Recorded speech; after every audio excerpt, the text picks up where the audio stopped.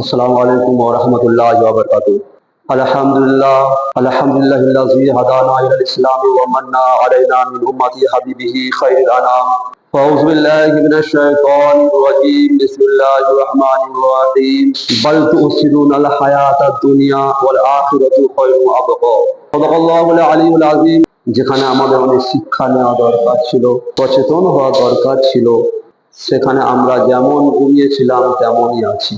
মানুষের জীবনে কিছু বদলানোর জন্য মানুষ চেষ্টা করে, অনেক মেহনত করে, পরিশ্রম করে, কিন্তু ব্রাদার, মানুষ তখন বিতা হয় বা মানুষ পরিশ্রম ছেড়ে দেয় যখন সে পরিশ্রম করার পর তার ফায়দাটা পেল না। যখন সে পরিশ্রম করলো, পরিশ্রম করার পর তার মূল্যটা পেল না, যার জন্য পরিশ্রম করলো, চেষ্টা করলো, সেই চেষ্টা বিফল হয়ে গেল, তখন মানুষ পিছে সরে আসে। কিন্তু ব্রাদার, আজ পর্যন্ত কেউ বলতে পারবে না যে নামাজ পড়লে বিফল আছে, রোজা রাখলে বিফল আছে, যাকাত দিলে বিফল আছে, হজ করলে বিফল আছে, দান সদকা করলে বিফল আছে, মসজিদে আগে এলে বিফল আছে, মসজিদে যদি বসে থাকি বিফল আছে, মসজিদে যদি আমি সময় কাটাই বিফল আছে। আজ পর্যন্ত কেউ বলতে পারবে না। কিন্তু ব্রাদার, দুনিয়াদারি আমাদের ব্যর্থ হতে পারি, দুনিয়ার কর্মের মধ্যে ব্যর্থ হতে পারি, কিন্তু ব্রাদার, এই মসজিদে আসা, আল্লাহর ইবাদত করা, আল্লাহকে রাজি করা, কোনোদিন ব্যর্থতা আসবে না। কারণ আমরা প্রত্যেকে 5 ওয়াক্ত নামাজের টাইমে এলাউন্স হচ্ছে মাইকের মাধ্যমে, কামিয়াবির দিকে তোমরা অগ্রসর হও, কামিয়াবির দিকে তোমরা এসো। যেখানে কামিয়াবি হচ্ছে নামাজ, বলেন সুবহানাল্লাহ। যেখানে কামিয়াবি হচ্ছে নামাজ, সেই নামাজের কাছে আপনাকে নামাজ পড়ার জন্য মসজিদে আপনাকে প্রত্যেক দিন 5 বার ডাকা হচ্ছে। আমাদের কর্ণপাত হয়ে আমাদের এই কান থেকে শুনে ও কান থেকে বের করে দিচ্ছি ব্রাদার। যেখানে আমাদের ফায়দা আছে, যে কথা বলছিলাম, ব্যর্থতা মানুষ যখন দুনিয়ার কর্মের মধ্যে হয়ে যায়, তখন সেই ব্যর্থতার জন্য মানুষ সেই কর্মকে ছেড়ে দেয়। কিন্তু আজ পর্যন্ত, এখনো পর্যন্ত কেউ বলতে পারবে না যে মসজিদে এলে আল্লাহর ইবাদত করলে, ভালো কর্ম করলে, যে রাসূল পাক সাল্লাল্লাহু আলাইহি সাল্লাম উপহার দিয়ে গেছে, কোনোদিন মানুষ ব্যর্থ হয়ে রয়েছে। কেউ আজ পর্যন্ত বলতে পারবে না কামিয়াবির মধ্যে পৌঁছে গেছে কিন্তু ব্যর্থতা হয়নি কোনোদিন। আজকে ব্রাদার, মানুষ জেনেও অজানার মধ্যে পড়ে রয়েছে, মানুষের সেই অন্তরে আঘাতটা লাগছে না। মানুষ দেখেন কত নিচু নেমে গেছে। আজকে চিন্তা করে দেখেন, দুনিয়ার মধ্যে আপনি কোন কর্মের জন্য বের হচ্ছেন, হাসপাতালে আপনি একটা রুগীকে নিয়ে যাবেন, বড় এমার্জেন্সি হয়ে গেছে, রাস্তা জাম হয়ে গেছে ব্রাদার, তখন আপনি বড় পরেশান হয়ে যাচ্ছেন। রাস্তাটা কখন ক্লিয়ার হবে, একটা রুগী নিয়ে হাসপাতালে ভর্তি হব। ব্রাদার, আপনি কর্মের জন্য বের হয়েছেন, আপনার জয়েন্ট দিতে হবে, যে চাকরির মধ্যে আপনি লেগেছেন 10টায় জয়েন্ট দিতে হবে। যদি 10টায় জয়েন্ট আপনি না দিতে পারেন, তাহলে আপনার মালিক আপনার প্রতি রেগে যাবে, আপনার উল্টো সিধে কথা বলবে। আপনি চেষ্টা করছেন কখন আমি 10টার আগে পৌঁছাবো, তাই আপনি রাস্তায় জ্যামের মধ্যে পড়ে গেছেন। আপনি চেষ্টা করছেন কখন জ্যামটা খালি হবে, আপনি সেখানে পৌঁছাবেন।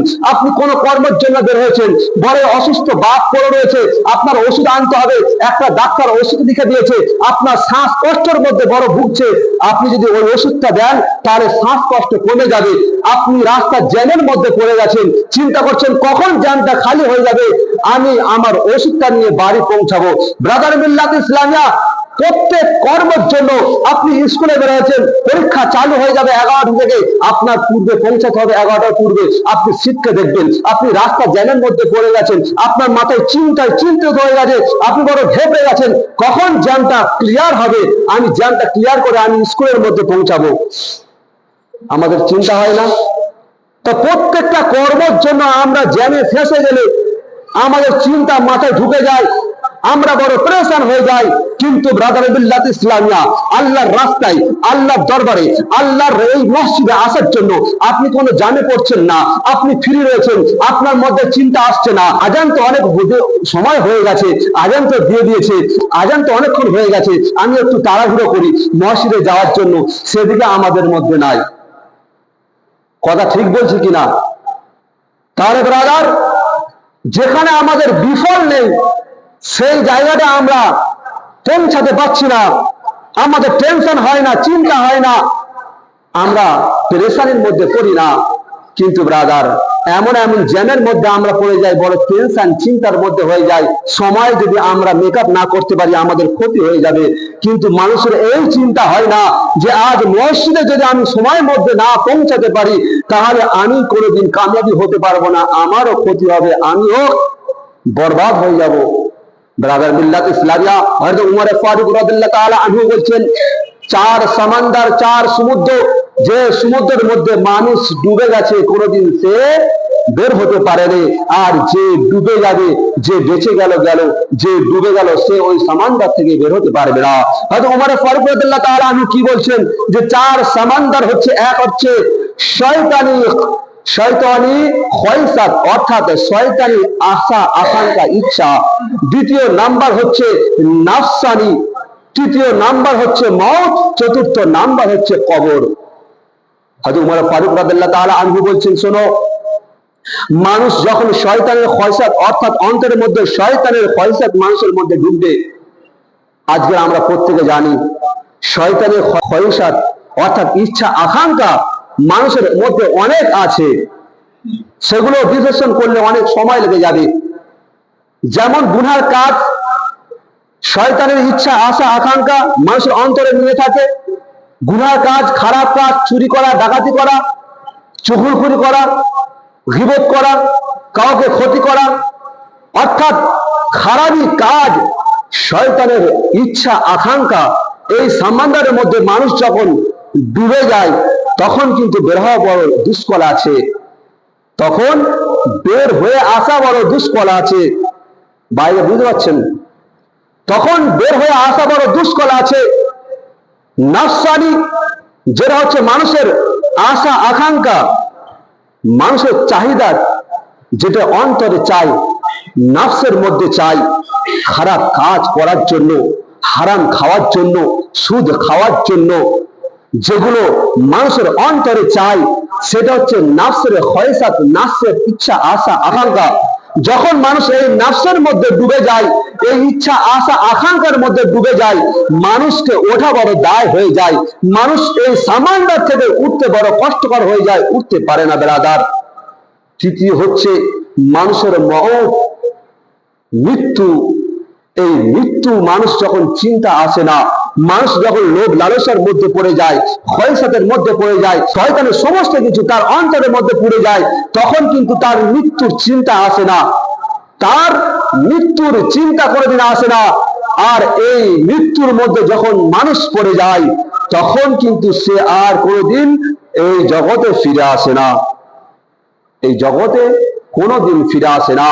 চতুর্থ নাম্বার হচ্ছে কবর। হযরত উমর ফারুক রাদিয়াল্লাহু তাআলা আনহু বলছেন, কবর, যখন মানুষ কবরের মধ্যে চলে যায়, মৃত্যুর পর যখন কবরে চলে যায় মানুষ তখন অনেক চিন্তা করে, হায় দুনিয়াতে ছিলাম, কি করলাম আর কি করলাম না, কি করা দরকার ছিল কি করিনি, কি করা প্রয়োজন ছিল সেটাই করিনি, যেগুলো আমার প্রয়োজন ছিল সেগুলো আমি আদায় করতে পারিনি, যেগুলো আমার দরকার ছিল সেগুলো আমি আদায় করতে পারিনি, যেগুলো আমার প্রয়োজন ছিল না, দরকার ছিল না, সেগুলো নিয়ে আমি বড় মেতেছিলাম brother.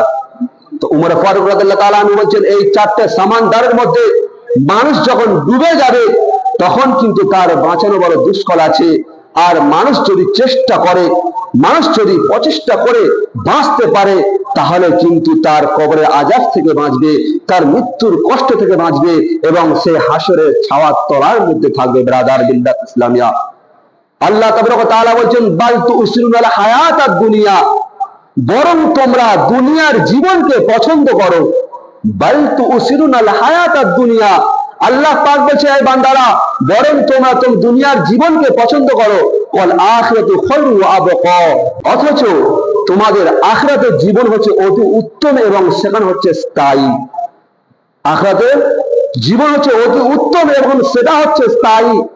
Hazrat Maulana Jalaluddin Rumi রহমতুল্লাহ আলাইহি তিনি তার কিতাবের মধ্যে লিখছেন যে এক পরহেজগার ব্যক্তিকে জিজ্ঞাসা করছে, এক পরহেজগার ব্যক্তিকে কোনো এক ব্যক্তি বলছে, তুমি এত কান্নাকাটি করছো কেন? তোমার চোখ নষ্ট হয়ে যাবে। কোন এক ব্যক্তি জিজ্ঞাসা করছে এক পরহেজগার ব্যক্তিকে যে তুমি এত কান্নাকাটি করো না, তোমার চোখ নষ্ট হয়ে যেতে পারে। ব্রাদার মিল্লাত ইসলামিয়া সেই ব্যক্তি বলছে, শোনো, আমি এই কান্নাকাটি করছি, আমি যে এই কান্নাকাটি করছি, এই কান্নাকাটির মধ্যে দুটো রাস্তা বের হবে।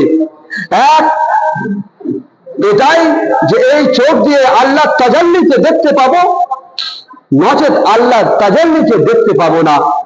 সেই বুজুর্গ ব্যক্তি কি বলছেন যে এই আমি আল্লাহর ভয়ে কান্নাকাটি করছি, আমি এই চোখের মধ্যে দুটো ফায়দা পাবো, দুটো রাস্তা রয়েছে। এক আল্লাহর তাজাল্লি দেখতে পাবো, নচেত আমি আল্লাহর তাজাল্লি দেখতে পাবো না। যদি আমি আমার চোখ দিয়ে আল্লাহর তাজাল্লিকে দেখে নিই, তাহলে আমি আমার ইবাদত কামিয়াবি হয়ে গেল, আমার অন্তর শান্তি হয়ে গেল। আর যদি এই চোখ দিয়ে আল্লাহর তাজাল্লিকে দেখতে না পাই, তাহলে আমার এই চোখ থাকার চেয়ে না থাকা অতি উত্তম। কি বলছেন সেই বুজুর্গ ব্যক্তি? এই চোখ থাকার থেকে না থাকা অতি উত্তম। শোনো, আল্লাহ তাবারক ওয়া তাআলার ভয়ে মহব্বতে আমি ক্রন্দন করছি, কাঁদছি, এটা জেনে রাখো, আল্লাহ তাবারক ওয়া তাআলা মুর্দাকে, মৃত ব্যক্তিকে জীবিত করে। আল্লাহ পাক কি চোখ দান করতে পারবে না? নিশ্চয় কিনা। আল্লাহ পাক যদি জীবিত করতে পারে, নিশ্চয় চোখকে দান করতে পারবে। শোনো, আল্লাহ তাবারক ওয়া তাআলা আমাকে যখন জীবিত করবে, নিশ্চয় আমার চোখকে দান করবে।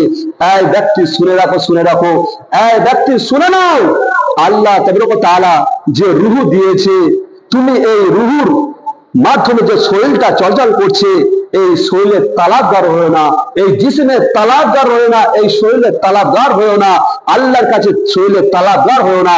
কারণ এই জিসম হচ্ছে একটা রূহের খেমা, অর্থাৎ তাবু, একটা পিঞ্জারা, একটা রূহের তাবু। এই জিসমটা হচ্ছে, এই শরীরটা হচ্ছে একটা রূহের তাবু। যখন আল্লাহ ডাক দেবে, এই জিসমকে ছেড়ে দিয়ে রূহ পারওয়াজ করবে, অথচ নূহ আলাইহিস সালামের নৌকা নাই। ব্রাদার মিল্লাত ইসলামিয়া সেই বুজুর্গ ব্যক্তি বলছে, শোনো, এই জিসিমটা হচ্ছে একটা রূহের তাবু। যখন আল্লাহ তাবারক ওয়া তাআলা ডাক দেবে, এই রূহ চলে যাবে, জিসিমটা পড়ে থাকবে। তুমি জিসিমের তালাবগার হয়েও না, আল্লাহর ভয়ে ক্রন্দন করো। শোনো, সেই পরওয়ারদিগারের আলম খালেকে দুনিয়াত আল্লাহ তাবারক ওয়া তাআলার ইবাদত করো এবং ফরমা বরদারি হয়ে যাও, তাকে সিপাহী হিসাবে নিযুক্ত হয়ে যাও। দেখবে আল্লাহ তাবারক ওয়া তাআলা তোমাকে খেয়াল রাখবে, সমস্ত কিছু তোমার প্রতি দৃষ্টির সঙ্গে তোমাকে সমস্ত কিছু বিপদ আপদ দূর করতে এবং তোমাকে খেয়াল রাখবে। বলেন সুবহানাল্লাহ। তাহলে কথা হচ্ছে, হযরত মাওলানা জালালউদ্দিন রুমি রহমতুল্লাহ আলাইহি তাআলা কিতাবের মধ্যে এই ওয়াকিয়াটা লিখেছেন। ব্রাদার মিল্লাত ইসলামিয়া, আজকে আমাদের চেহারা নিয়ে অনেক গর্ব করি, চেহারা নিয়ে বডি বিল্ডার্স করছি, আমরা সমস্ত কিছু চেহারার উপর দিয়ে আমরা দুনিয়ার মধ্যে ফ্যাশন করছি। কিন্তু ব্রাদার মিল্লাত ইসলামিয়া, এই চেহারা হচ্ছে একটা, এই জিসিম হচ্ছে একটা রূহের তাবু, একটা রূহের খাঁচা। যখন রূহ চলে যাবে, এই জিসিম বেকার হয়ে থাকবে। তো ব্রাদার, যে কথা আমি বলবো যে